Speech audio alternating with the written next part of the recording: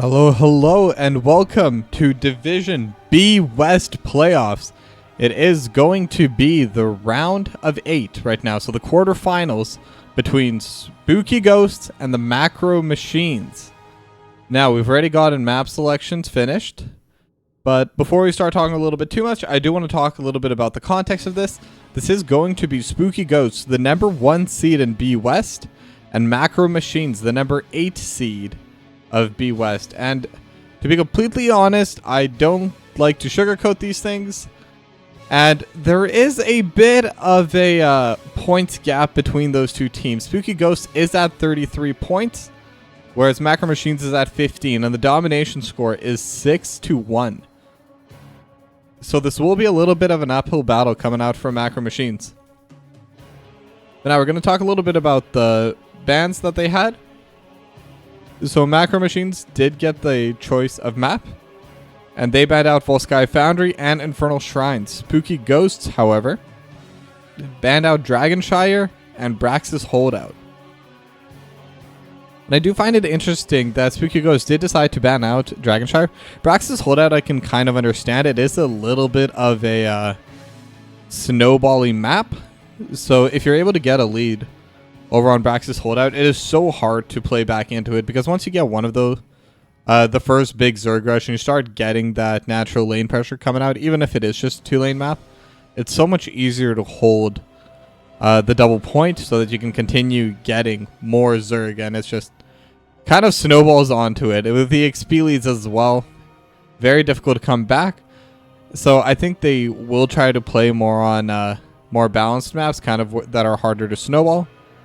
And then Macro Machines did ban out Volsky Foundry and Infernal Shrines as well.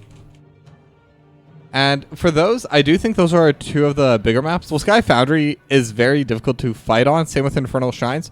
Those are two maps that have, like, it's hard. It takes a lot longer to actually cap the point. It takes a lot more time to get the objective itself. And we are going to be going into draft number 1 right now, but I think that's kind of the logic behind those bans. So now we are in map number 1. It is going to be the Garden of Terror, so it's a much bigger map. Definitely one of the largest ones in the game, alongside Cursed Hollow. So I do expect a lot of the Falstads, Dahakas to be locked in this game. Just anything with global presence. Brightwing as well could definitely make an appearance. But this is my first time casting either of these two teams, so I'll be completely honest, I do not know what kind of characters they really play, what they prefer, what they don't want to touch. But this is going to be the Division B West, so these are players that can play a lot of different varieties in terms of characters, in terms of the heroes. And if we're just going off of names, Eric with a K could very much be a reference to the Last Vikings. And the Last Vikings are pretty good on those larger maps as well. Being able to push out multiple lanes at the same time, you never really have to worry about under-committing or over-committing to a split push, because you can just send one of the Vikings there and then the rest of the Vikings towards that team fight. So you get both that side lane pressure and the team fight prowess. So Varian is going to be the first ban coming out of Spooky Ghost, and typically that means they're trying to avoid a blow-up team comp. Varian is definitely the best tank if you're trying to run something like that. And the Macro Machines will be banning out the Anduin, so trying to get rid of the Leap of Faith. So it is also a very strong healer, just overall brings out a lot of control, and then if you're able to combo that with the Light Bomb, there's so many combos that you can do with that as well, with a Genji, with a Muradin. It's just kind of all over the place. Stukov is still available, and Stukov and his Lurking Arm is something that I see banned pretty often. And then a Zebo ban, so I'm wondering if that's more of a targeted ban. I'm not sure who towards, but should be quite interesting, because I do think Nazebo, while weak in the early game and does take a little bit of time to get going, once the Nazebo does get going, it can absolutely take over games. It scales ridiculously well. Once that level 20 is hit as well, with all the HP, with all the mana that's been stacking up throughout the entire game, Nazebo can absolutely dominate in those late game scenarios. As long as they haven't fallen too far behind, should not be a problem. And we do see that Dahaka is going to get banned out in the final phase for Macro Machines. So first pick is going over to Spooky Ghost. Blaze is still available. I did have the auto attack damage actually buffed yesterday. It was supposed to be coming out with the original patch, but somehow it did get missed. And Joanna is also available, and that's what Rogoth is going to go for. And immediately locking in that Brightwing. Like I said, whenever you're on a map like Garden of Terror, Sky Temple, Cursed Hollow, you expect to see at least some of those heroes with global presence coming out. And Brightwing is very good at that. Doesn't help as much on the push as someone like Dahaka would, or the Falstad potentially, but Falstad also doesn't have quite as much range. But the Brightwing does bring out the phase shift, and being able to heal from so far away, being able to split push while still accomplishing your role is something that very few characters can do. Definitely the only healer that's able to do that. So very strong pick coming out from Macro Machines. And on top of that, they also got the Tychus. Very good at sieging and also canceling onto the siege channels. As we see the Deathwing and Vala picked up. So kind of showing how the composition is going to be played. I do expect Eric with AK is going to be bringing that Deathwing into the offlane. It's still possible they can go for the double bruiser build, so they are leaving that a little bit open. But they definitely are still lacking a healer, so it's really going to be another bruiser or another DPS coming out from the side of Spooky Ghost. And that's really what I do kind of hope Macro Machines will start banning towards. And they will be getting rid of that Junkrat, just eliminating that long-range poke. Very good at preventing people from capping those seeds. So yeah, no, I really like the ban coming out against that Junkrat. And now, what Macro Machines is currently missing, still no tank. And since they've already picked the Tychus, something like Diablo could be considered a very strong pick. Offlane as well, Leoric. If they already have the Tychus, maybe they either want to... Maybe they want to play those high HP tanks themselves. And they're going to ban the Melthiel over on the side of Spooky Ghosts. And Melthiel is very good at dealing with Deathwing, so that does make sense. Deathwing is arguably one of the highest HP characters in the game. So, yeah. I expect the Melthiel ban is purely just to help with the laning phase for Eric with AK. And now we are going to see the offlane Blaze and the Murden going to be locked in for main tank on Dark Knight and Ratson. That's going to be some really solid picks coming out. Blaze, like I said, still very good in the offlane, and especially with the patch yesterday, is going to be able to absolutely dominate in lane, going to be able to have the push. And Muradin, very solid tank. I think they would prefer to have the Anduin with it. However, should still be fine. Especially with the Blaze being able to kind of help out with the AoE stuns, with the lockdown. It is something that they are lacking a bit on the side of Macro Machines, but Blaze definitely helps fit the role, as that is Muradin's largest weakness, having that little bit of a lack of crowd control compared to other tanks like the Joanna, the Blaze, the Muradin, etc., etc. Rhaegar and Zagar are going to be the final two picks coming out from Spooky Ghosts. And we are going to have the Greymane as the final lock-in as well. So they have Tychus with max health, Greymane with current health damage. So that's going to be a lot of damage. They should be able to blow up the Deathwing very quickly. Going to be very difficult for Eric with AK to play in the front line. And we are going to have to see how both of these teams are going to be able to play out these different team compositions. And we're going to find out which team is going to be better, at least coming up in game number 1.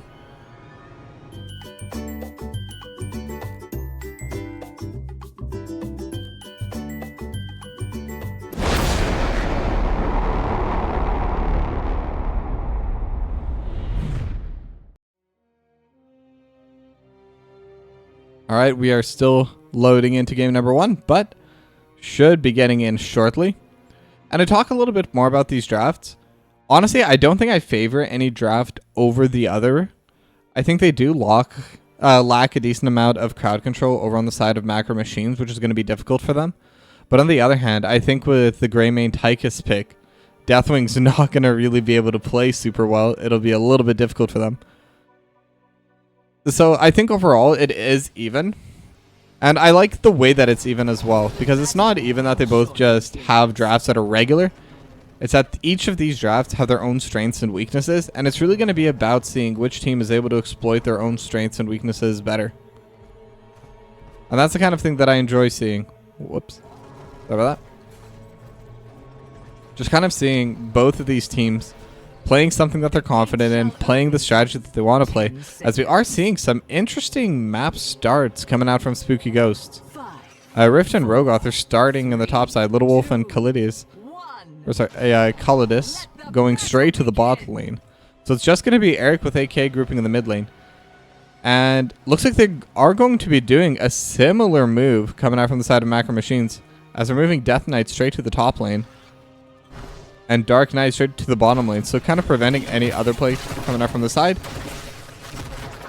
Rift will be able to get a little bit of damage going over onto this bottom cannon tower, but definitely not as much as expected, since Death Knight was able to be here on time.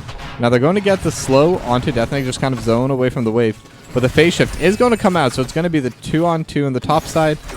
So far 1-on-2 in the mid lane, but they are moving Arcane 13th. Kind of undecided where to go, but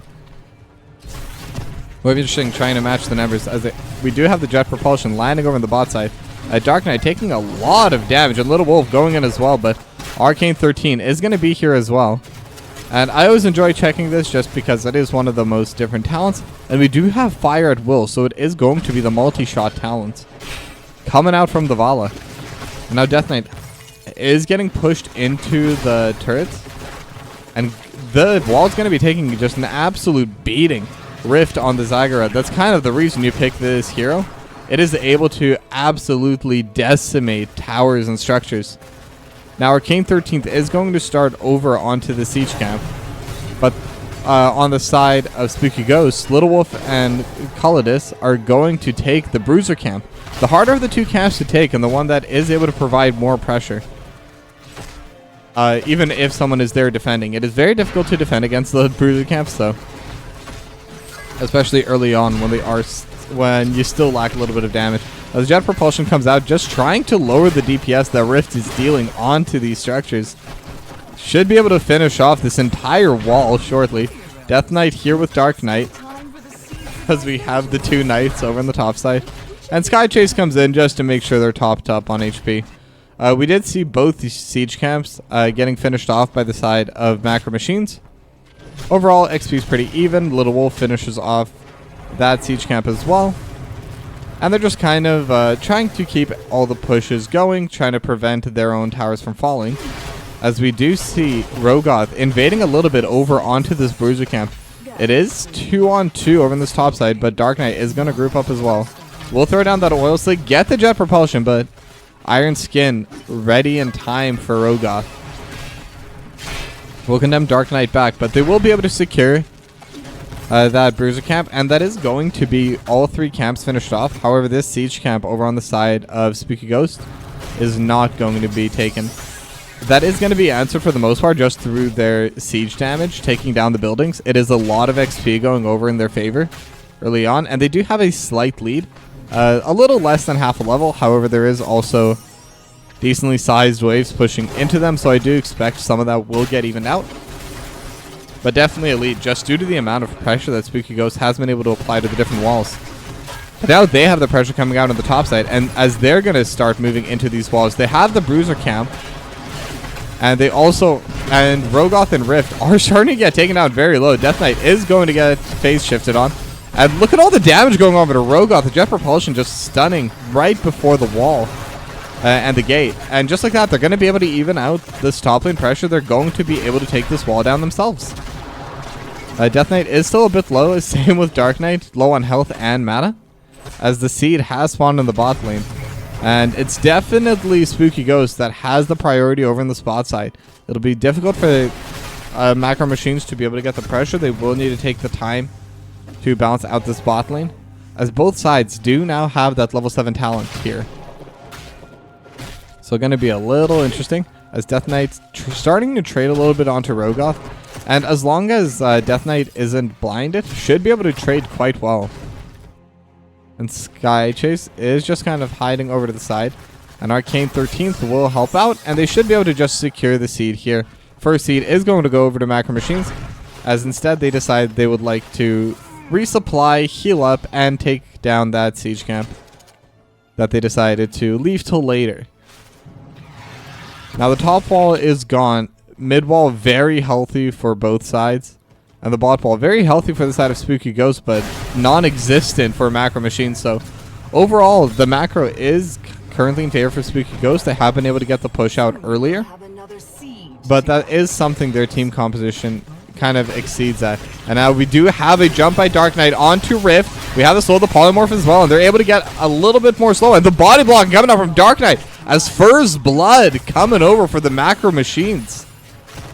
So, and they needed to get one of those plays. They were starting to get pushed in very hard, specifically by that Zagara. So being able to take it down. And meanwhile, there's another fight on the bot side as Ratson and Arcane 13th are able to get the second kill of the game for the Macro Machines. And there is no better macro play than just being able to outfight the enemy team, because then you can do whatever macro you want and it'll be efficient. And they're also getting a lot of damage over onto this fort. Bunker has been utilized. Death Knight does take a little bit of damage from this tower, or from this fort, but they're still able to get it below half. And what started off as a very strong push coming out for Rift, it does get balanced out due to that jet propulsion the Dark Knight was able to land.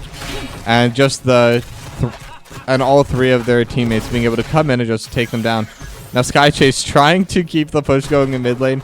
Going to be difficult as a Brightwing to try and push out against a Deathwing. One of the wings is stronger than the other.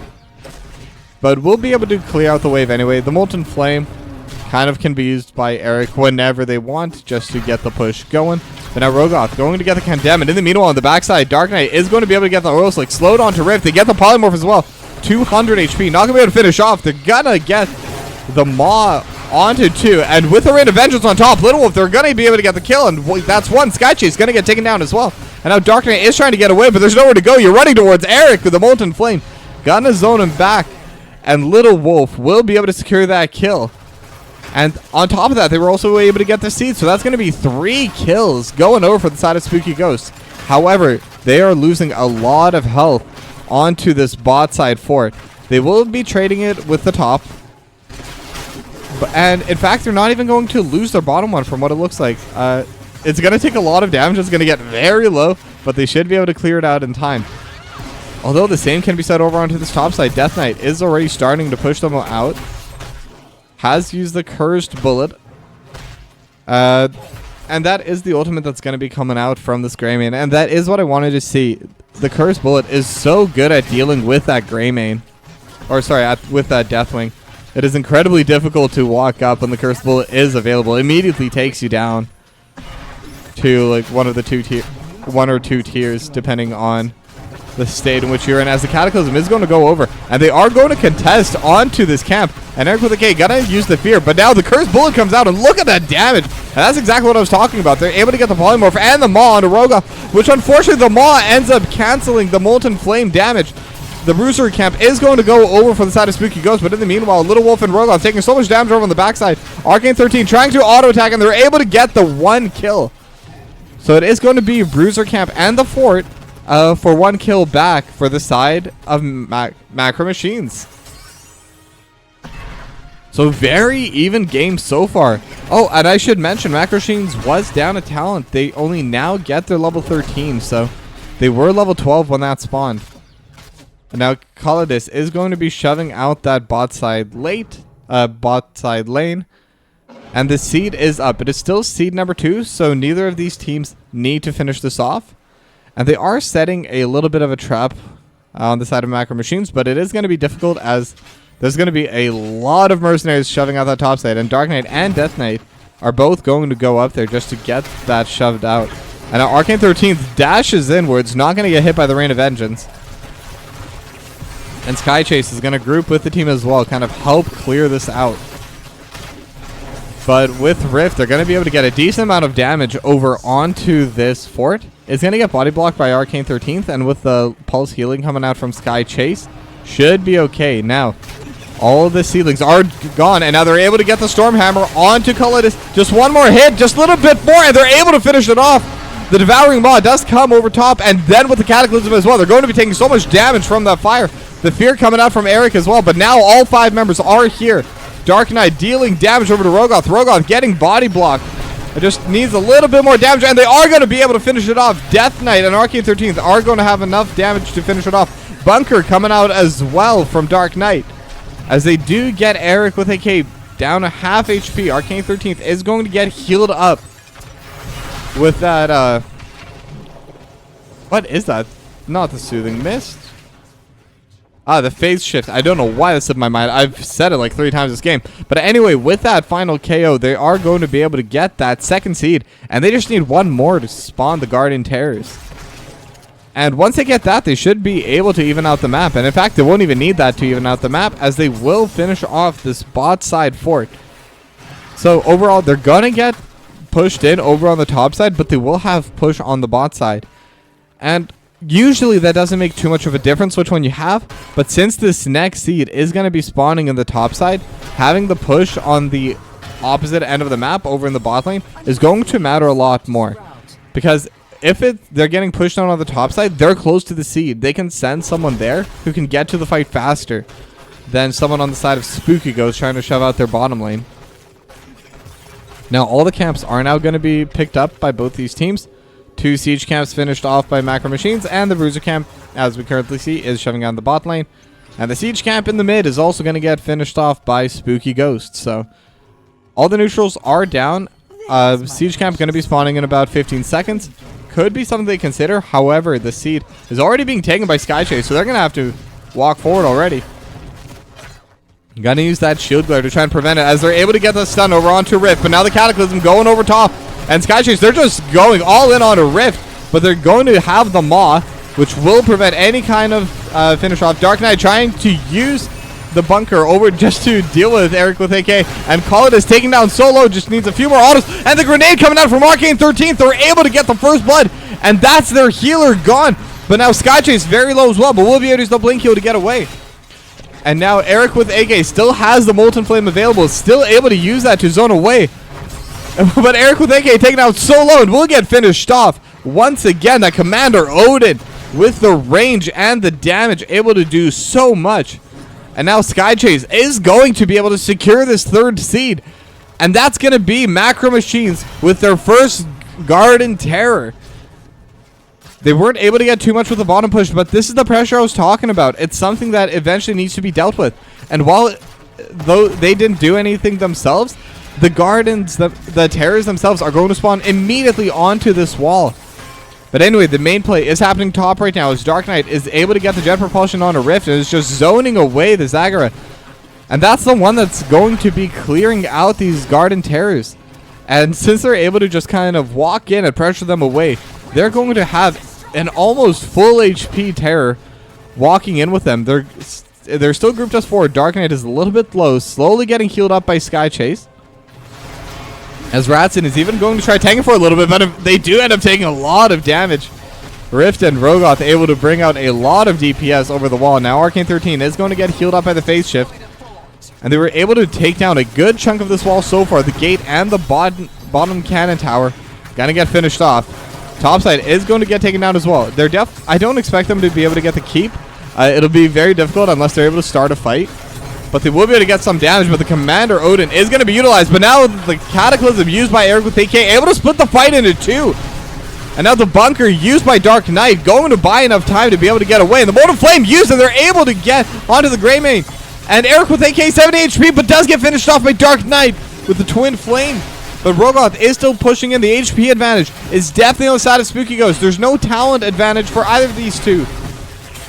And now there's continuing to push. Iron Skin utilized, not going to get slowed, but they will eventually back away. So it is going to be just a 1-for-1 in the fight.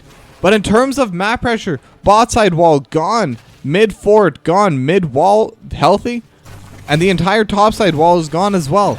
For the first objective of the game, That was an incredibly value Garden Terrors. They were able to get so much off of that. They're going to have push in in 2 of the 3 lanes. Top lane is going to be even for them, so even in that situation, it's not bad for them. And even right now, you can see it already coming through. Look at the damage getting dealt onto this keep. It's just 1 or 2 waves and 1 cannon, and already it got taken down by 1/4 of its health. The siege camp and all of the mercenaries are going to get finished off as well. As you see, the siege camp does get to lead it. The next seed is spawning now in 20 seconds. Neither side has a talent advantage yet. However, Macro Machines very close to that level 20. Just need a little bit more of a push, and it is something they could try and pick up before they start contesting onto the seed. And even this Bruiser camp also available. So, and in fact, Macro Machines immediately going to go onto it.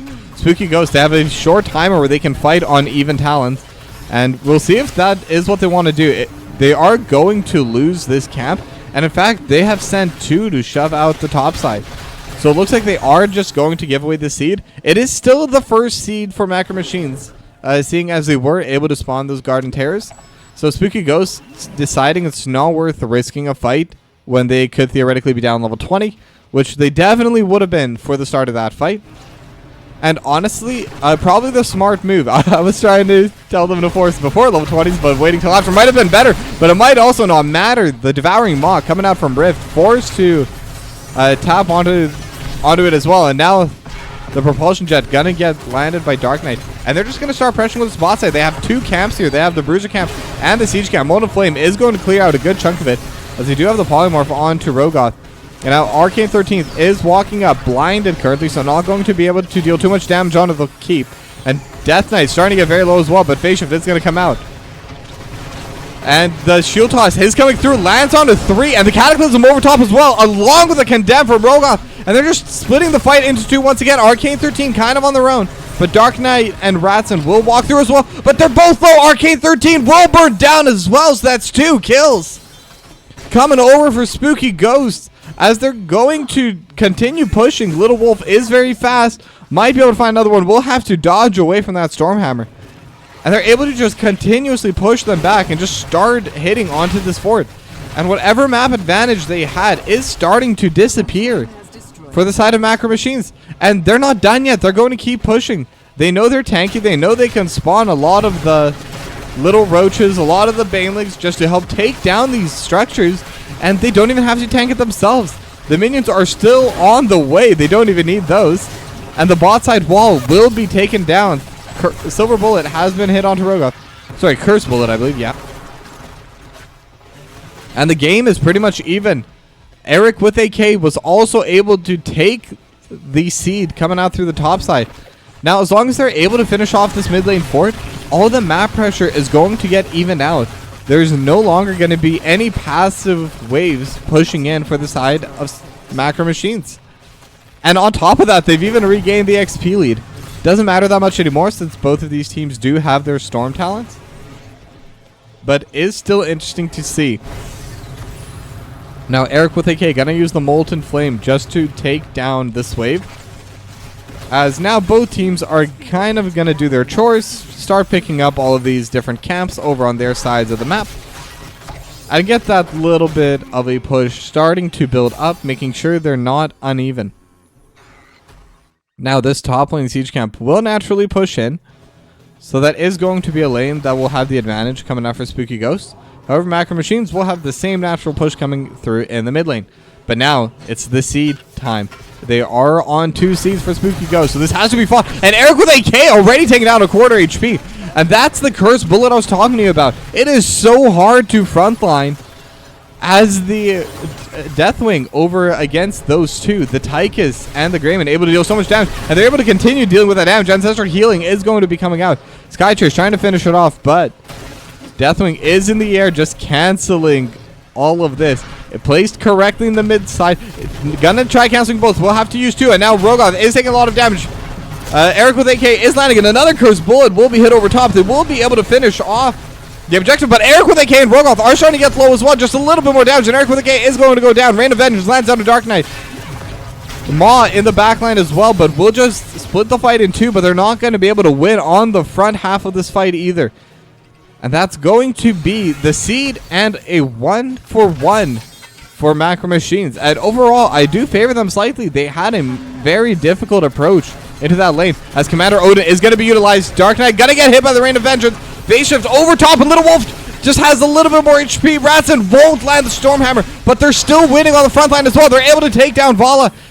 And Little Wolf trying to run away. 500 HP, 600 HP is slowly healing up, but now the Stormhammer lands, and they will be able to finish him off after all. And a Rogoth and Rift also trying to run away. Ratson should have the Dwarf Toss soon, and will also get sped up by Sky Chase. And the Stormhammer will land, and just like that, they're able to secure yet another kill. Both sides on 2 seeds, but Ratson and Sky Chase and Arcane 13th just going to group together. Not a lot of health left over onto this fort, so they're just going to try DPSing it down. Ratson will need a heal. The phase shift will come out from Sky Chase. And it looks like they want to pressure onto this core. I don't know how much they'll be able to do. It is a 5-on-2 overall on the map, but right now they're only grouped together as 3. They do not have a wave, so someone will need to tank this. They do have a wave approaching now, and the rest of the team is joining. But pretty short respawn timers over on the Vala and the Rhaegar, and they are going to back away as Death Knight is going to try finishing off this seed as well. The flight does come out from the Deathwing, so we'll be able to stall here. And the question is, will they be able to stall long enough for Spooky Ghost to approach and start really contesting this? They are starting to group. They do have 4 coming through. And now Rogoth is able to walk up. Will get Stormhammered, but the defense is going to come through the Iron Skin. And now the Eric with AK taking a lot of damage, trying to use the Cataclysm to get away, and the bunker just zoning them so hard. And the amount of damage coming out from those flames is ridiculous. Jet Propulsion going to be used to back them away. And now they're able to get the stun on it too. And the Maw unfortunately saves them. Eric with AK would have been able to finish it off, but does manage to at least take down Dark Knight. But even with that being said, the Terrors are on the way already here in the mid lane, already here in the bot lane. But with the 4v5, it is going to be a lot harder to push. Arcane 13th already used the Commander Odin. Is going to try and land a little bit of damage. Will throw the nuke over top just to help get a little bit more damage over onto this keep.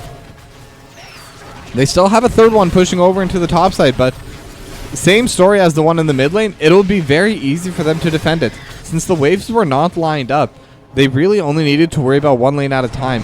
And with the bot lane having the core with so much shielding, the Garden Terrors were able to get it taken out very quickly. Now we're at a decently long game right now. 22 minutes in already. Macro Machines just trying to group up in the mid lane. They do now have the natural push from the bot lane, but I'll be completely honest. I don't think I even noticed this, but the topside keep was taking down. I believe that was from this siege camp that they took last time. That is the only thing I can think of where that would be the case.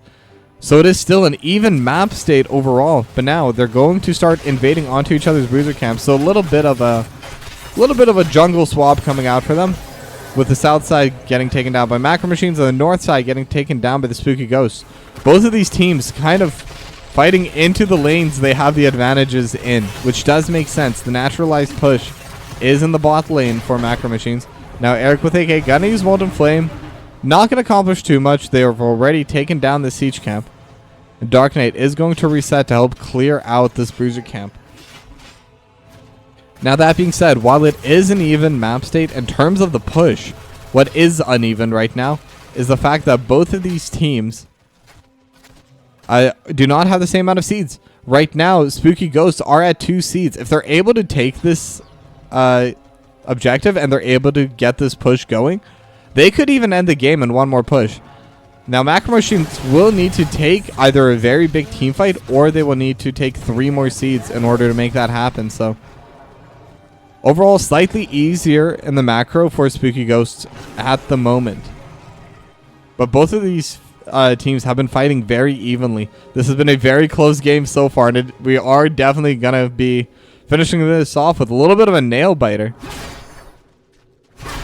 But now Rogoth just kind of trying to check all the Brishas, make sure that they're not hiding in there. But now Ratson is going to walk in. Has the Stormhammer available, but is saving it. Knows that there's just going to be the Iron Skin coming out.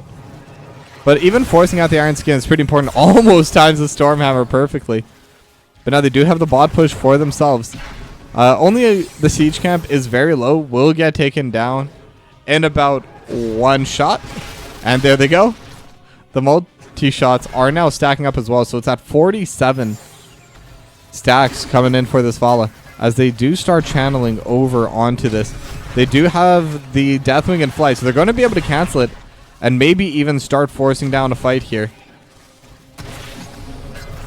And Rogoth is going to blind them. And they're just buying so much time. And they do have to worry because there's a massive wave on the top side. And this fight may benefit Spooky Ghost. They're starting to fight. Ancestor Healing coming out through the back. Now the Unstoppable comes out. Commander Odin in the back line is going to be part of this fight now. The bunker as well. And Eric with the AK did use the Molten Flame, but no one really to hit. Ratson still trying to jump away.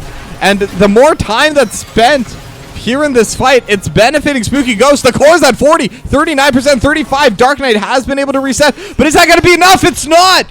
And Spooky Ghost able to keep the fight going long enough that map number 1 goes to them.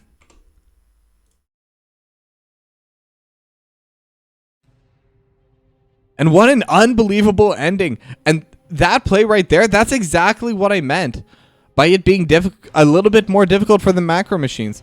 Because since they had no seeds and Spooky Ghost had 2 seeds, they were stuck in a place where they had to contest it. But at the same time, if they spent too much contesting it, they would lose their top side. And that's exactly what happened. The amount of time bought by Eric with AK and Brogoth was enough to just absolutely finish off this victory. Map number 1 goes to Spooky Ghost. And we're going to go to a short break, but when we come back, it's going to be map number 2.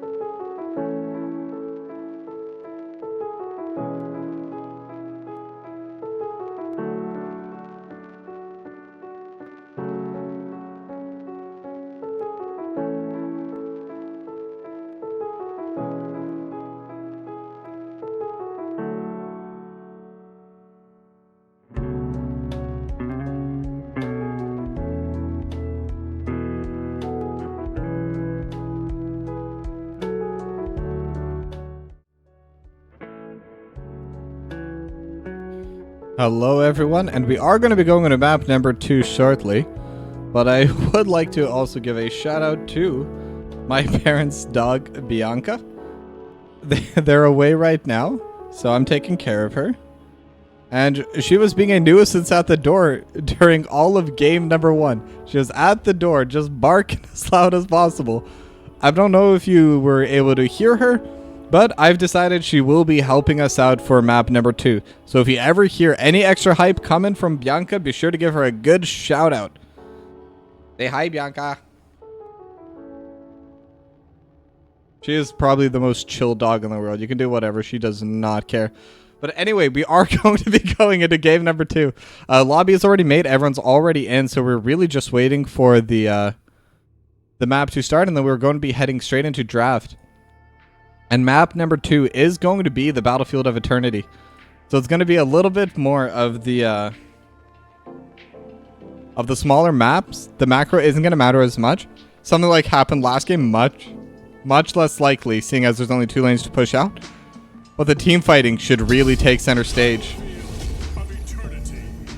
And now we are getting into draft now, so what are we going to have coming through this game? I'll be honest, I wouldn't be surprised to see the Blaze banned out from Spooky Ghosts. While they were able to win, the Blaze coming out from Dark Knight and with the bunker was so difficult to play into and was just really constantly blocking them from a lot of their plays. The Deathwing was also able to block out a lot of the space, but due to the draft that they had with the Tychus, with the Greymane, they were able to absolutely blow up the Deathwing before anything meaningful could come out of it. I do think it is one of those reasons why it's hard to blind pick Deathwing, especially so early on. Just because there's so many characters that are able to deal max HP damage. There's the Cursed Bullet coming out from Greymane, there's Melthiel just as a hero, and finally there is also the Tychus that deals max HP damage. So between those 3, unless they're all banned out or already picked, or the draft is already done in such a way, I think it is a little bit hard to pick the Deathwing that early. But like I'm saying, it is still doable. As Spooky Ghosts were able to win that game, and a lot of that was from the Deathwing being able to constantly interrupt the seed being taken by macro machines. So I'm not saying that to try to diss Spooky Ghosts. They played it really well. They knew the weaknesses, and they were willing to go into those weaknesses because they felt the strengths outweighed the possible issues that came with it in the draft. But now, we do see the first few bans coming out. It is going to be the variant ban coming out from Spooky Ghosts. Still don't want to play against that blow-up comp. And the macro machines are going to ban out the Stukov. I'm always a fan of that. I do not like Stukov. I am biased caster. I will always go against the Lurking Arm. If that ability is not allowed to be used, I welcome Stukov. Because I do think his Extendo Arm and swipes are very fun. But not the Lurking Arm. Vala going to get banned out by the Spooky Ghosts this time. So we're not going to be seeing another Vala. I will say, I do think the Vala was interesting. Especially with the latest patch, there's a lot more builds she can go. And the multi-shot build is definitely one of the more prevalent ones that I've seen ever since the patch came out. I've also seen the ultimate change. Rain of Vengeance is still very strong. However, oh man, now I can't even remember what that ultimate is. But her spinning shooting thing, that's going to be the new skill name until I'm able to actually look into it, is very strong. It deals so much more damage now than it used to. So even if you do get stunned during the cast, you can still bring out so much DPS that it doesn't even matter. Now we are seeing the first few picks coming through. Mephisto was also banned by macro machines, but then immediately after, Rogoth locking in that Joanna. So we are going to see the same tank, and Joanna, always just a good tank to pick. I don't think there's ever a game where it's a bad Joanna game. There might be games where another tank might have been better, but she also has the advantage because she's always going to perform well no matter what draft. You can blind pick her, and it doesn't tell the enemy team anything about what you're drafting. It doesn't tell them about your strategy, and there's no real hard counter to Joanna. So I'm always happy to see that being blind picked. And now Brightwing and Tyke is going to get locked in by the macro machines. Again, it's a bit of a smaller map, so the global presence of Brightwing not going to matter as much. But even without it, Brightwing is still a very good healer. Phase Shift is still a very strong spell. And while they didn't ban the Blaze, Eric with AK going to be running the Blaze this time around. And Rift is going to be on that Hanzo. So it is going to be a very different draft because so far neither of these teams are really drafting Race for Battlefield of Eternity. Neither of these two teams have a lot of hard DPS, a lot of consistent DPS. So there are some pretty big names still available that could fulfill that role. Greymaine's still available. We do see the Li Ming is still there. And even Raynor. And as much as I try not to bring it up on this map, we do still see it on Battlefield occasionally. The Artanis is still up. And the Macro Machines have not picked their offlaner yet. So it is still possible we'll be able to see that pick coming through. And the Anduin is going to be the next band coming out from Macro Machines. I don't think the combos would be too scary coming out from Spooky Ghosts as Joanna. Unless she doesn't go Blessed Shield, she does go for the other ultimate. Not going to be able to get a very consistent source of Light Bomb off. And the Dome is very easy to interrupt. Especially this game, you already have the Tychus. That grenade is very difficult to play against if you're going for the Dome build on Anduin. And now we are going to see the next two picks. And this is where I want to see the Artanis. The offlane already shown on the side of Spooky Ghost. And it will be the Sonya and the Murden coming out from Dark Knight and Ratson. I do think Sonya is definitely a much better solo lane fighter and will also be very good at racing. As my dog is sneezing on me. But yeah. And now Murden is going to be locked in for the tank as well. And we're going to see the Lucio and just still waiting on the final pick coming out from Boundary X. And Raka, thank you for the raid. Hope you had a good cast as well. And the Greymane will be the final pick, so that's going to be the racing pick. The Greymane able to deal so much damage. And the Sergeant Hammer. Okay, I'm sorry. Sorry, Greymane. Go to the backseat. Sergeant Hammer has been locked in for Death Knight. And I'm looking at the team comp. They do have some answers to it. They do have the Hanzo, someone that has a lot of range. But Sergeant Hammer should be able to out heal that DPS and should be able to just damage over top of them. It's going to be very difficult to play. It is a harder map for the Sergeant Hammer, but in terms of draft, it is very good this time around. But we'll see how good it is in game number 2.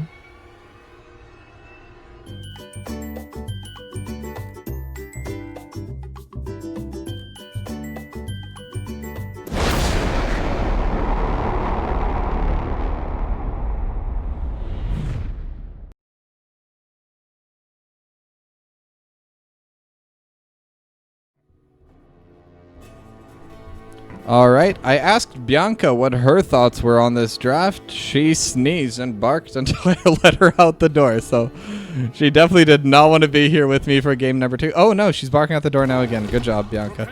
You're going to get ignored. But anyway, we're on to map number 2 between Spooky Ghosts and the Macro Machines. So it is going to be a very interesting draft here. I'm really excited. I think I've only casted one game so far with a Sergeant Hammer, and that was a perfect Sergeant Hammer map and a perfect Sergeant Hammer draft. I remember it like it was about a week and a half ago, and that Sergeant Hammer was played on the Tomb of the Spider Queen map. So it is a little bit of a bigger map compared to that. There aren't as many walls to hide behind. Battlefield of Eternity is a very wide open map, a little bit more difficult to play on the Sergeant Hammer. As the Ancient Spear does come out onto Eric, but just going to be a little bit of poke coming out.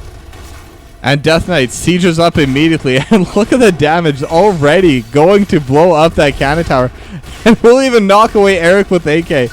They're trying to push back onto this bot side, but it's going to be very difficult work to be able to match with the Sergeant Hammer. Has to reposition and will come back out with the siege mode. Now Ratson trying to zone out as well, and so far actually the push is favoring the side of Spooky Ghost. The Contempt not going to be able to catch on. But it does seem so far both of these two teams are going to be able to just trade out these forts. And it's really going to be a question of who's able to take it out first and who's able to delay it longer. Little Wolf taking a decent amount of damage from this fort. Right now, the speed is slightly favoring Macro Machines. And in fact, they're going to be sending Arcane 13th and Sky Chase down to the bot side to defend it. And I was saying it was favoring Macro Machines, but the first fort will go down in favor of Spooky Ghosts. They are able to bring the other two in time, but they won't be able to continue the push with this. Might have been a bit of a better play to just do the vertical swap, but also not going to be needed. Death Knight just kind of tanking onto Eric. And Eric with AK dealing so much damage. The auto attack buff really coming out. Jet Propulsion going to be used. Ancient Spear lands onto Eric with AK. But because of that push, they still haven't been able to finish off this topside fort. The passive XP. It is definitely going to be able to make its way back in, especially with a phase shift coming out from Sky Chase. But it's going to be difficult. The fort is now down. Boundary X already into the fight. Dark Knight very low, but so is Eric. But Dark Knight is going to be the first blood. And now Death Knight also stuck. Eric with AK just auto-attacking. 1, 2, and Rift is going to be here with Little Wolf. And that's going to be a second kill going over to the not the Macro Machines, to the Spooky Ghost. Now, Ratson and Arcane 13th are able to get a little bit of a push over in this bot side. However, they lost this bot side siege camp, and the top siege camp is also going to go in favor of the Spooky Ghost. They're going to start getting their push out over in this top side, and with the Hanzo, they're also able to get a decent amount of DPS. Boundary, a little bit shorter range, but right now is able to just walk up and hit those cannon towers. Has to use the range mode, so it is a little bit lower DPS, but definitely doable. And Little Wolf taking out solo. Arcane 13th with the grenade over the wall will be able to get that kill back. And that's going to be the first kill going over for Macro Machines. But there's no fort here. Rift, you're in a very bad spot. The Condemn was already used. Will Ratson try to search for Rift? No. But Rogoth is available. Does get stunned. The Iron Skin has expired. And the Polymorph and the Slow. They're able to get the kill. Jet Propulsion lands from Eric with the AK, but it was too late. The kills have been tied up by the Macro Machines. And the Immortals have spawned, and Macro Machines don't really seem to care. Death Knight's just going to stand there and start hitting onto this tower. And now the damage coming out to Eric with AK starting to come out as well. Dark Knight already here, starting to auto attack and DPS down this Immortal. Already at about a 3/4 HP. But now the entire team of the Spooky Ghost is also going to be pushing onto this Immortal. And we are at halftime. Whoops. So it's really going to come down to which team is able to continue with this. This bot side is pushing in naturally for the side of the Spooky Ghost. So they are going to have more pressure. And they're already starting to win the race here. As Eric with AK going to try to zone them out. And the race is going to get won by Spooky Ghost. And their team comp is definitely better at taking down these Immortals. The Greymane is just so good at that. So much raw DPS coming out from that carry. Oh, I apologize. I do have the hiccups a little bit, so I'll try my best to work around that. But in the meanwhile, just be aware that that is happening. Now, the blue team Immortal is spawning over into the top side. Has about a quarter shield. So it should get taken out pretty quick. It is also the first Immortal, so not the tankiest Immortal, nor the strongest DPS Immortal. The top wall is now going to be completely finished, and still has a little bit of health. The shield is going to get finished off, and Ratson does get pulled back in by the Condemn, but no follow-up. Is still the Muradin tank, and now Dark Knight going to be spinning it. They're able to get the stun over on the Boundary. Boundary, one more auto, and will go down. And very good kill by Arcane 13th. Had the overpower, and everyone on the side of Macro Machines were pushing into that. So they will be able to defend their fort. Not going to lose that extra objective.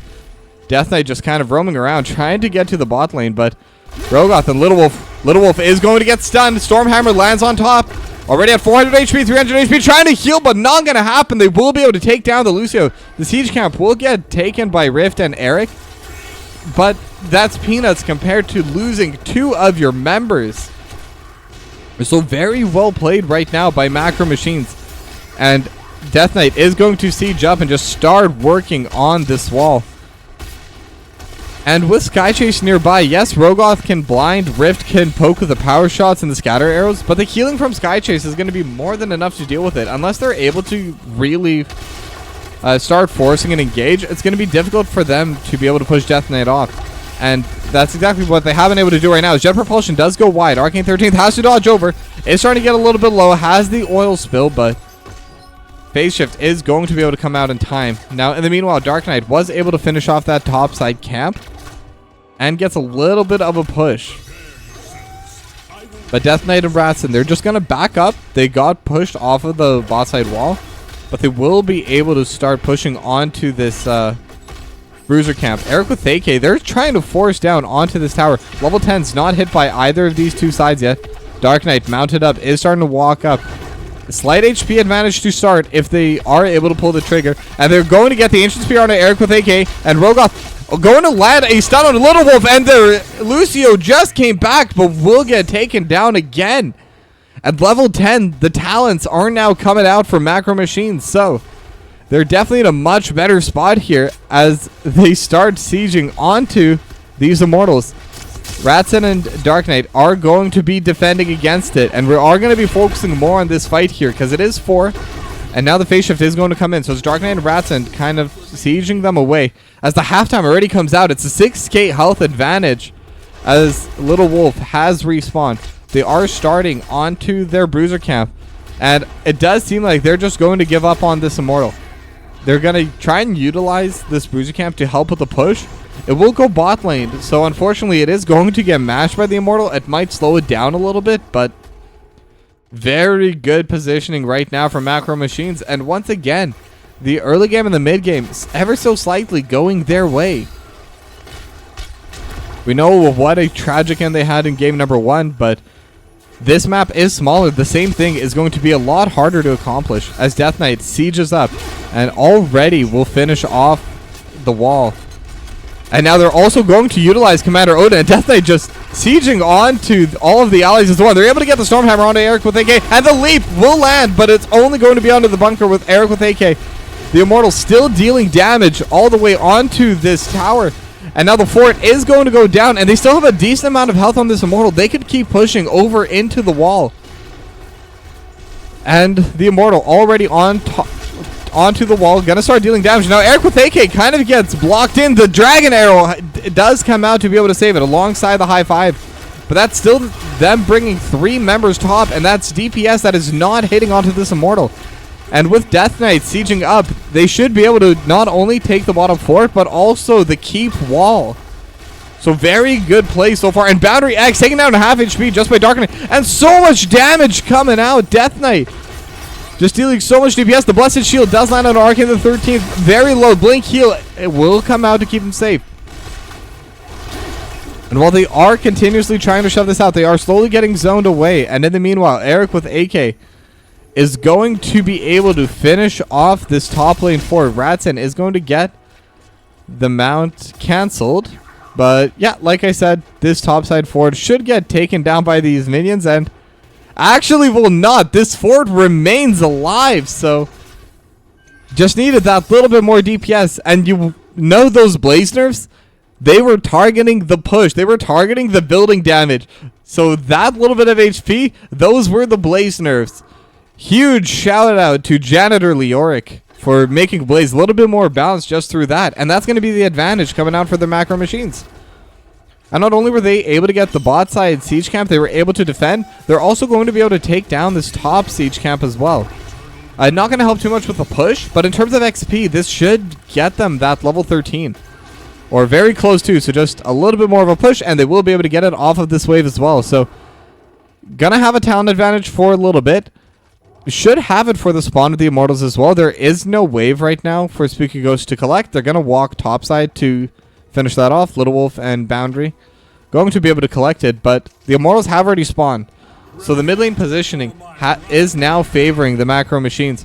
And they're going to do the exact same roles. Dark Knight and Raisin going to be defending their Immortal, while Death Knight and Arcane 13th are going to be DPSing. And they're able to get the leap over on top as well. And now the bunker is coming out. It has to be forced out defensively. And the Dragon Arrow lands on it too. Jet Propulsion as well. And they're able to deal just so much damage as we are in the halfway mark. And the Condemned lands on it too as well. And Sky Chase, one more hit and the healer is gone. Deathwing is going to get taken down. And Dark Knight trying to run his way, but Boundary X will be able to pounce on top. And that's a 2-0 for Macro Machines.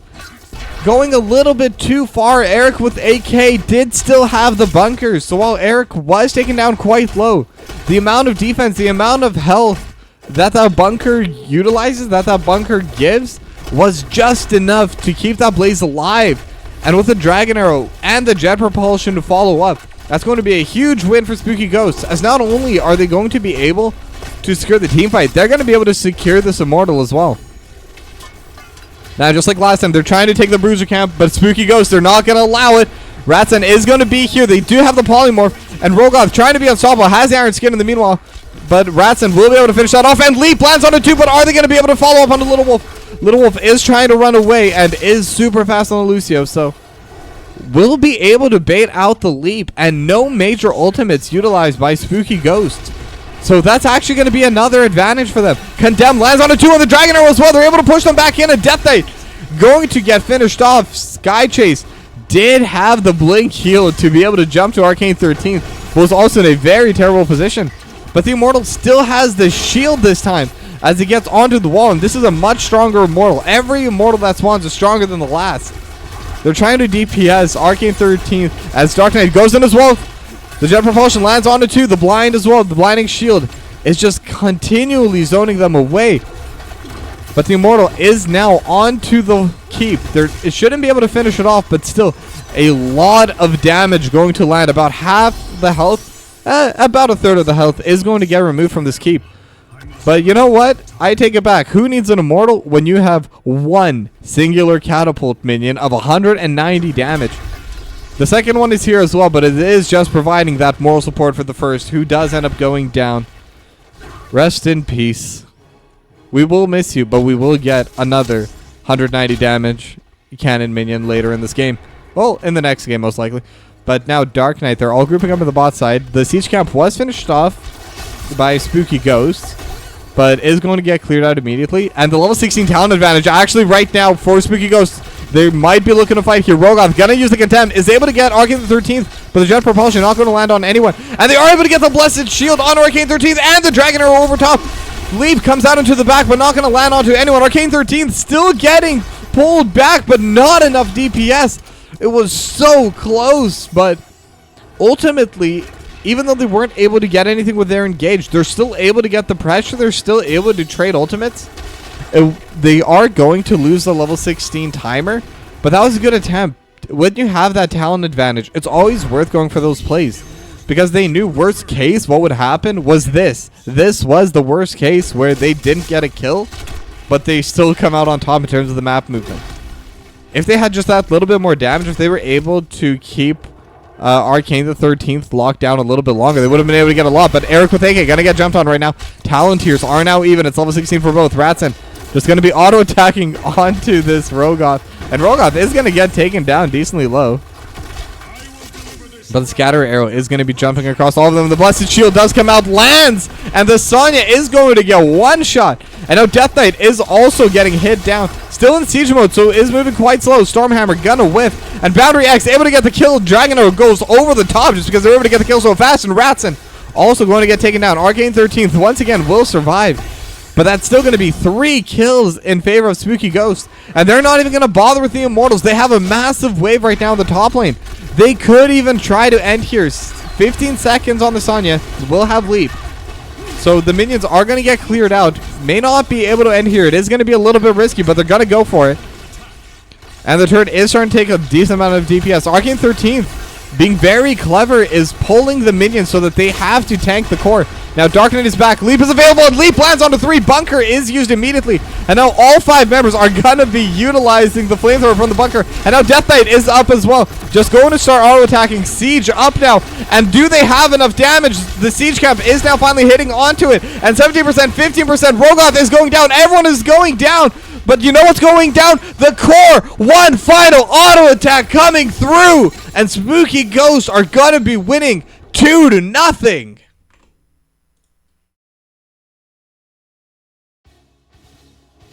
And another insane ending coming out of Spooky Ghosts. They were able to win game number 1 through their macro. Game number 2, they won with a team fight and a very convincing push at the end. They knew they had enough kills. They knew they had enough push. And the wave, once again, in that top side, pushing in. And Spooky Ghosts played extremely well. Macro Machines had that early game, had that slight-ish mid-game, like the early mid-game lead. But Spooky Ghost continuously, their late game team fighting is so good. They are playing so well. And once they get a lead, they're able to hold on to it, and they're able to utilize the pressure from their waves to continuously end these games. Now, we're still not done. This is a best of 5, so while it is 2-0, Macro Machines is still not out. They could still do the reverse sweep. It is possible, especially here in the NGS. And we'll find out how it goes after we go on a short break for game number 3. But before we do, I would like to give a quick shout out to our sponsor, afkjourney. Download the game for free today, and just installing the game helps support this channel a lot more than you know. It is a gacha game that focuses on exploration, hero collecting, and leveling up your heroes. If you like doing something while you're in queue for a game of HOT, AFK Journey is the perfect alternative. Watch the numbers go up. But anyway, my shilling time is over, so let's go to a short break, and when we're back, it'll be game number 3.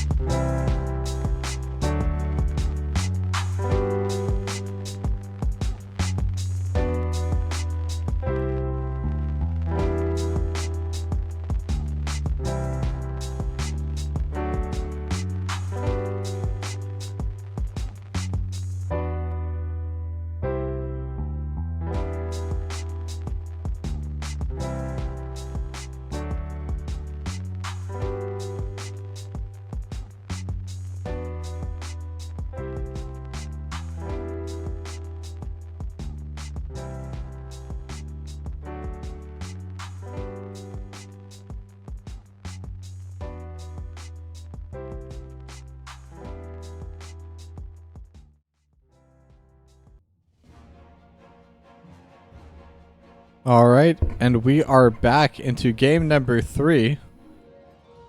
I was told that we were starting. Give it a moment. There we go. And just as you heard from the announcer, we are going to Towers of Doom. That is going to be a very interesting map to play. It is a large map, double soak, very valuable. And you don't even need to be good at fighting, you just need to be very good at wave clear. So something like the Zeratul, gonna be very good. Something like the Dahaka, the Vikings as well, also very strong on Towers of Doom. Because they can very easily double soak both mid and top. But at the same time, it is important to have a strong 4 core in this bot lane. Now Spooky Goes have been able to get that Joanna 2 games in a row. But first pick this time is going over to the macro machine, so it is going to be interesting to see if this Joanna continues to squeeze through, as it has been causing a lot of issues for the side of macro machines. Now ban number 1 is going to be that variant, so no changes in bans so far. Macro machines have had 3 different characters banned in the first phase. They have had that Stukov, they've had the Vala, and I'm trying to remember who the third one was. I believe it was the Anduin who they banned away, so that is still available for them to ban out, should they so choose. And they're going to ban the Sylvanas instead. Sylvanas also very powerful on this map, because once you get that bot lane fort, or any of those forts I guess, but realistically you're going to be aiming for that bot lane one. Thus, the Sylvanas is really able to help burst it down quickly with the black arrows that it's so hard to defend it. But once it's taken, it becomes their fort. And it becomes so difficult to pressure back in order to be able to steal it back over to their side. Now Sergeant Hammer going to get banned out, and Death Knight was able to perform really well on Sergeant Hammer over on that last map in the Battlefields of Eternity. But Sergeant Hammer is a lot more powerful on a map like Towers of Doom, where it's a smaller map overall in terms of the width. There's a lot more little nooks and crannies to hide in. So definitely don't want to be playing against that, and that is going to be a little bit of a change in bans coming out for them. Now the Macro Machine's going to ban out the Mephisto once again as well.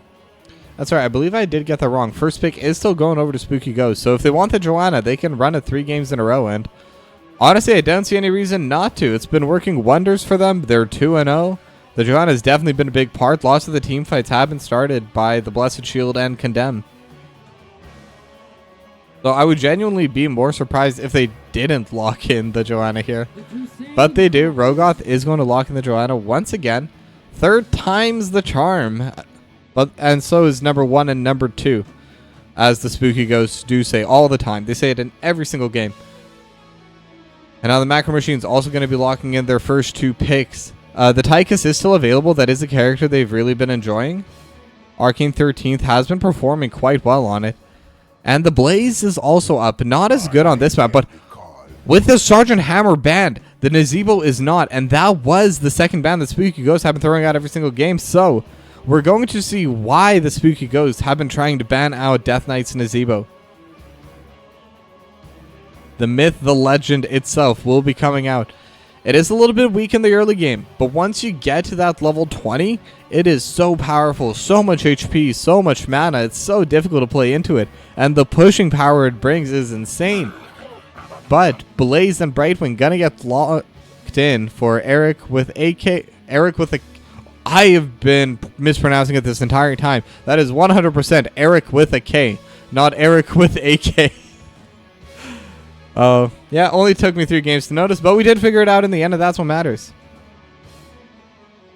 But with Khalidus being on that Brightwing, gonna help bring out the cross-map pressure. If there's one thing that is very scary to happen on this map, as the Abathur ban, sorry, that came out of left field. That is not what I was expecting banned out this game at all. But if you're able to solo kill in the offlane on this map, it is so hard to catch back up because the offlaners are typically required to double soak. They're required to take both of those lanes. If you lose your offlaner, you're essentially losing at least 1/3 of the XP guaranteed, but also very possibly 2/3 of the lane XP until the offlaner has respawned. Now the Vala is going to be the matching ban coming out from Spooky Ghost. They do still need a proper DPS. Nazebo will be able to bring it out later into the game, but I think having something a little bit more basic. Honestly, they could run the Tychus back again. I think it would be pretty solid here, as they do run back the Muradin for Ratson. And they also do probably still need to pick their offlaner, but they're going to go with the Orphea. So very interesting picks. Macro Machines, they're on a do or die. They're going to have 3 do or die games, one after the other. So, and they're not scared. They're bringing out the Nazebo. But granted, the Nazebo has been banned out games 1 and 2. This is clearly something they know how to play. Something other teams are worried about. But the Orphea, that is a confidence play. Now, whether that confidence is because they feel they have nothing left to lose, or whether Arcane 13th thinks, hey, this game I can absolutely crush on Orphea, we don't know. But what we do know is, regardless of the reason, they are coming into game number 3 with confidence. Now the final 2 picks, the 2 DPSs for Spooky Ghosts, going to be the Gul'dan and the Zagara. So that's going to be a lot of long range push for them. Going to be a little bit hard in lane, in my opinion, because Joanna is going to be their only frontline. And their DPSs are both very squishy. They don't really have something a little bit more short range that's a little bit tankier. Kind of like the Raynor, kind of like the Tychus even. Because they also lack mobility, both onto the Gul'dan and the Zagara. And the final pick is going to be the Samuro. And Samuro also very good at double soaking. So we are going to be going into map number 3 shortly, into Towers of Doom. And this is a very exciting draft from both these teams. Stay tuned.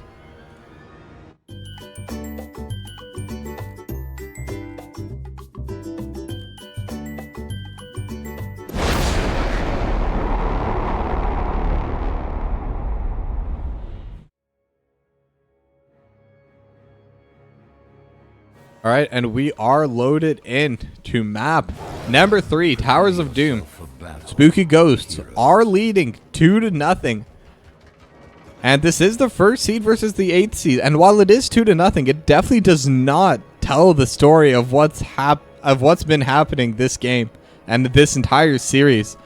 Macro Machines have been definitely taking the fight over to the Spooky Ghost. And in fact, they were leading at one point in both of the first 2 games. Spooky Ghosts have been proving that once it comes to the late game macro and the late game team fighting, they have been able to definitely perform, and that's given them a solid lead, and that is what's given them that 2-0 game lead as well. But Macro Machines definitely have what it takes to beat them out. But now Dark Knight is going to go mid solo, as Ratson and Arcane 13th are going to go bot lane, and Death Knight and Sky Chase going to start off in the top side. So it is a very interesting lane assignment to start. And I'm not even sure which lane to watch. They are able to get a decent amount of slows, decent amount of poke coming out. Over onto Boundary, but Boundary will be able to heal up. Does have Calidus as well. And one thing I also want to mention, Arcane 13th is going to be on that Orphea. So, and Orphea is able to heal with those procs. But the issue with it is that, they are able to get the stun, and Rift kind of goes off onto the wrong side of the map. And just one more shot needs to come through. Any damage at all? Are they able to reach? No, Rift is going to be able to back away. So that is insanely close, but not going to be able to get it. Now, Arcane 13th still has full stacks, still is fighting. And I have no idea how Rift was able to survive there. Just barely had enough HP, healing, and peel. But what does matter is they did survive. And look at the damage already done to the top lane structures by Death Knight and the Sky Chase. And incidentally, that is Sky Chase there. Arcane 13th and Ratson, because it's that Orphea and the Muradin, they do have the self-healing. Now what's going to be very difficult for them right now is the siege camps. Now, this is what matters on this map. This is why typically you see teams heavily favoring this bot lane compared to the other lanes. And that's being able to take down these siege camps. And now they're going to have Stormhammer landing over onto Boundary X. Boundary X going to get hit down very low. One more auto attack. And First Blood is going to go over to Macro Machines. They do still have to defend against the Sapper camp, but they will be fine for now. And in the mid, while Eric and Dark Knight are going to be fighting in the mid lane, Rift going to come and help out as well. But this Sapper camp is not going to be able to land. They were able to defend it. And Death Knight already taken down to 1/3 HP onto this fort. Or sorry, able to remove 1/3 HP. And Death Knight now going to be fighting with Eric, but does not have a lot of HP and does kind of get stuck. And Jet Propulsion lands 1 auto, 2 auto, and dodges the split stream, but cannot dodge the auto due to limitations in this game. But that is going to be a kill going over to Eric. The Nazebo kind of overstaying a little bit. Arcane 13th. Or sorry, not Arcane. That was the wrong name. I'm drawing a blank on a Nazebo, but they did overstay a little bit. Death Knight.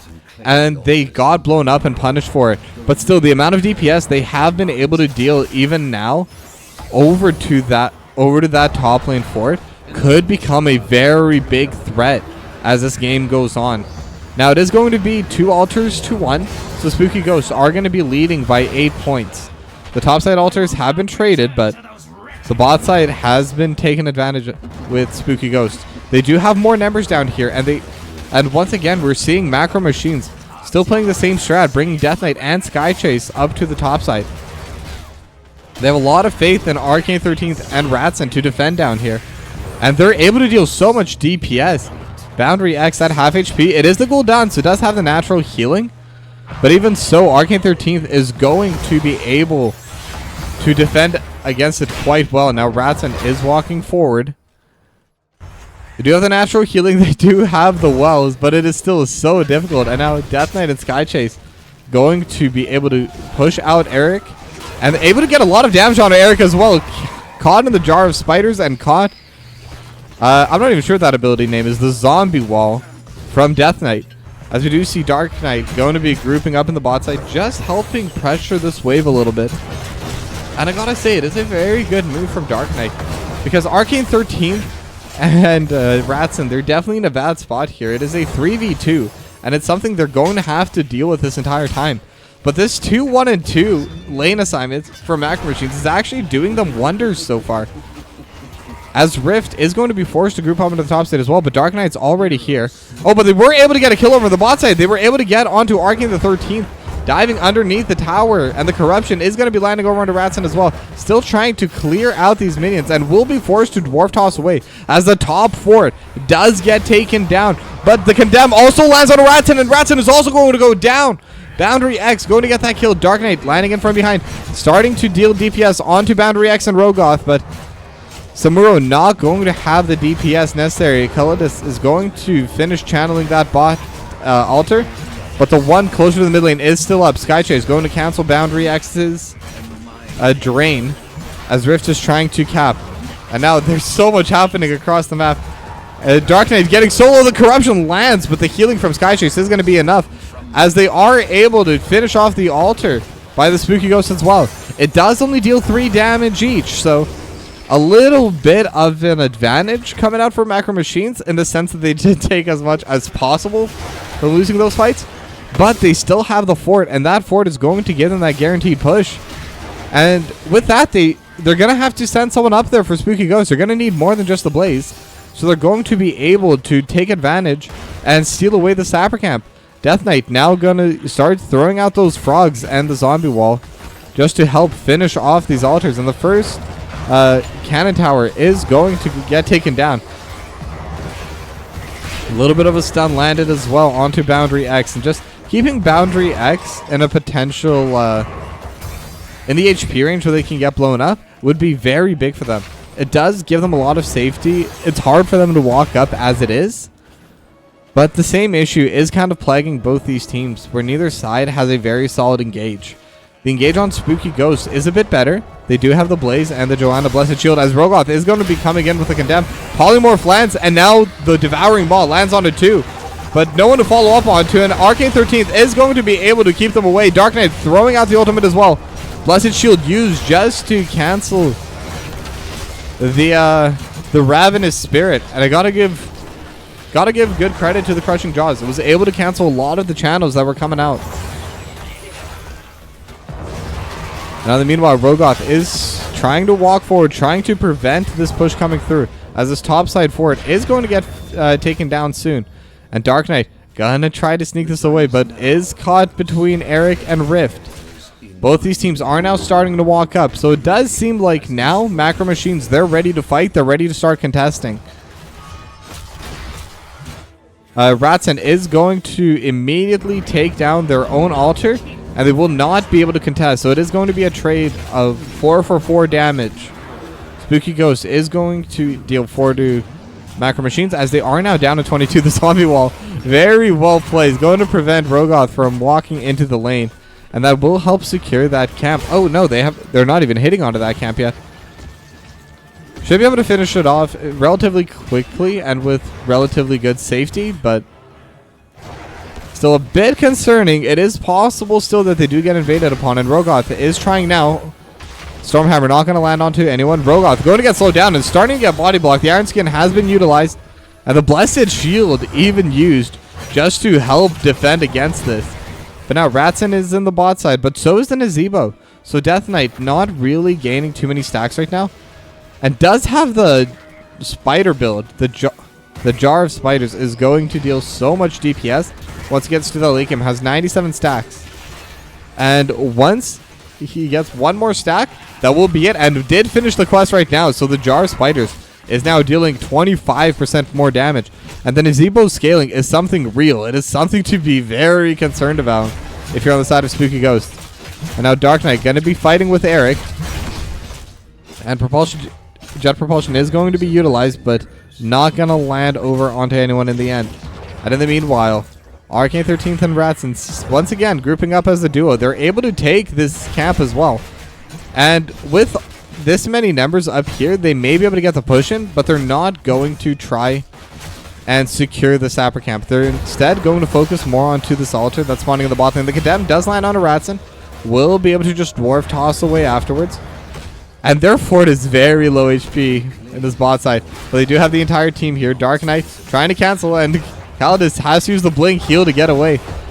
But they cannot let these sapper camps land. The zombie wall is going to be here. It will be able to clear out these sapper camps.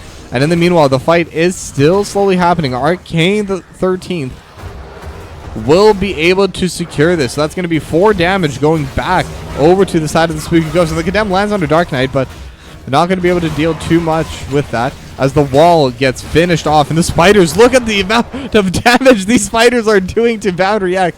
One ability taking down half of the HP of Boundary X.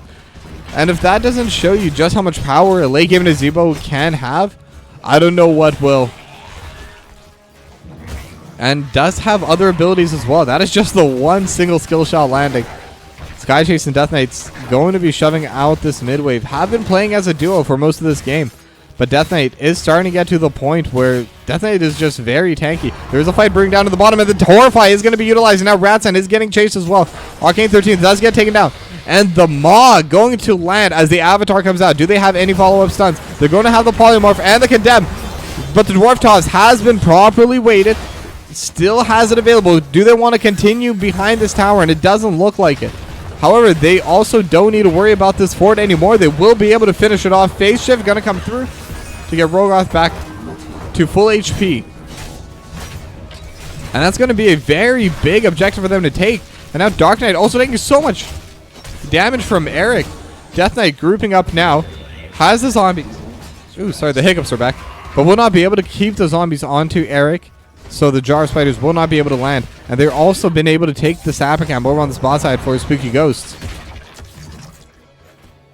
And now the Corruption going to land onto Arcane 13th. Level 16 talents now up for Spooky Ghost. And they're going to try and shove in with this as well. But they're going to bring 4 members down just to clear out the Sapper Camp. So they're not going to take that extra 3 damage. The Sapper Camp is now gone. And Death Knight currently looking to cancel this. Rogoth gonna get hit by the spiders, and watch the spiders do their work. So it is going to be 5 damage hit by the Spooky Ghost. So they're able to get the top left altar, and the top right altar does go down in the meanwhile. Macro Machine's dealing 3 damage back, so 25 to 17. But the Blessed Shield lands onto 3, and Arcane 13th is going to hit in the maw. The Crushing Jaws did not land, and no HP left, and Arcane 13th will get taken down, and the Horrify brings in Sky Chase as well, and the healer is gone. There's no Rhaegar. Dark Knight trying to run away and should be able to. It is the Samuro. However, that is still a 2-for-0 in favor of the Spooky Ghost, as they get 2 5 damage altars. And it is now 12 HP left on the Macro Machines. And this game is slowly becoming more and more difficult for Macro Machines. Nazebo is still scaling, still needs a little bit of time before that level 20. Once the level 20 hits, Death Knight's going to be incredibly powerful to fight into. But now Eric is fighting with Darkness in the meanwhile. Calidus is going to utilize that phase shift to just ensure that Eric with the K is going to be able to win the fight and also take that siege camp. And in fact, they're going to help shove it in as well. They've already taken down the entire, both of the clones. They're even able to push Dark Knight further back. And with that, they're going to be able to get the explosion as well. And there is some fighting happening in the bot side. 3 Sapper camps now pushing in. Arcane 13th trying to cancel it out. And now Death Knight is going to use that Ravenous Spirit. And not only will they be able to get the push out, but they are also going to take back that fort in the bottom side. However, they were able to take back the bot side, but now their top lane is getting shoved in very hard. It's already down to 1/3 HP, and they're able to get the stun of the Polymorph and the burst. And they're just able to absolutely burst down Dark Knight, and now Death Knight also gets hit in the maw. And they're able to get the jet propulsion as well, and with the Fell Flame, that's another 2 kills going in favor of the Spooky Ghost. They will be able to finish off this top lane fort. Now, the bot side Sapper Camp does get secured by Macro Machines, but they are starting to fall apart. Level 20 is on the horizon for Spooky Ghosts. The only benefit for them is that it is only going to be the 1 single altar. But the downside is, after next round, 1 altar and 1 boss will lose them the game. They're at 7 health left. They're trying to take back this top fort, but Eric and Calidus are going to be hitting this mid fort as well. They're going to get it very low, and they're even going to get some help coming out from Rift. Rift going to be able to DPS this quite hard as well. I don't know if they'll be able to finish it off, but it'll be low enough that if they're able to win any kind of fight, they will be able to take this down. And they're just pressuring all 3 lanes. By the time they answer back on the top fort, their mid fort is so low, their bot fort also taking a lot of damage. The Fell Flame and the Corruption just dealing so much consistent DPS to this fort. And I gotta say it, Macro Machines really needs to get a fight in their favor. They need to force a fight, but it's gonna be hard. Level 20 is now hit by Spooky Ghosts. They have pressure at top, they have pressure in mid, and this is so hard to play for Macro Machines. They need to get something going, because this next objective could spell the end of their NGS season. And now Callus is going to get jumped upon. This could be their opportunity. They do get the Ravenous Maw, but Rift is also going to be getting jumped on by Dark Knight. They will be able to steal away the Sapper Camp, but is that going to be enough? They were not able to get the pick, and it is just going to get cleared away. And in fact, the Condemned lands. Death Knight starting to get very low, and just a little bit more damage. Going into stasis, still alive. The Ancestor Healing lands, but the Horrify is pulling Ratson right back in.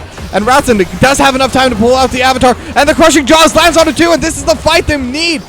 Boundary X still alive, and the phase shift comes out in time from Calidus. And now Rogoth going to get the Condemn, but they're not able to get any kills. Neither side is able to clearly with the fight, but the Blinding Shield is going to get Death Knight over in the back.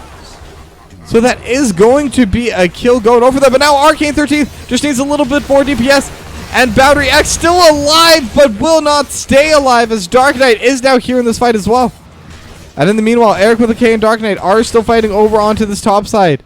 Jet Propulsion not going to land, and that's what they needed. That's what the Macro Machines needed. Rogoth is, however, still alive. If they're able to secure onto this altar, they will be able to delay the game. They will be able to get further into the late game, and they will be able to get it. That's an extra 4 damage going over. So now 21 HP. Still have a long way to go, but they were able to win that fight and get their level 20s.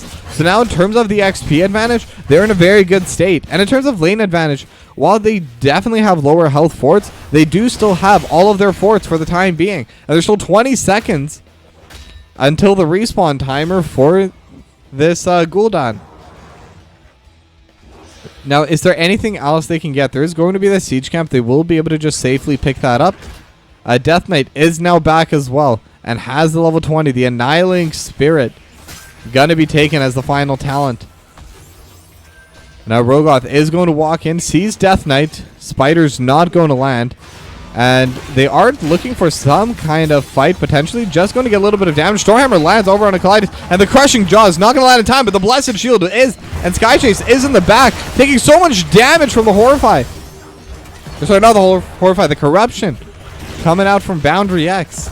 And Boundary X is just continuously dealing poke damage over the top. The Corruption lands once again. Avatar has already been blown by Raisin as the mid lane fort does go down. And they were very close with that Sapper Camp, but it was finished off. And now the ultimate is coming in. The Horrify will cancel the Ravenous Spirit. And Raisin also taking so much damage from the fort. And Skychase also very low. Just has a little bit more HP. And the Fell Flame will be able to finish it off. Arcane 13th trying to keep the fight going. But we'll get slowed. We'll get condemned. We'll get finished off. Death Knight, last one alive. The Maw will not land. But everything else does. And there is nowhere to go. Death Knight gets polymorphed. Gets taken down. And in the meanwhile, Eric with a K is able to land the Jet Propulsion onto 3. Top fort gone. Mid fort gone. Bot altar also gone. Same with the mid altar. And we are going to see Spooky Ghosts advancing to the semifinals as they win a 3-0 sweep against the Macro Machines.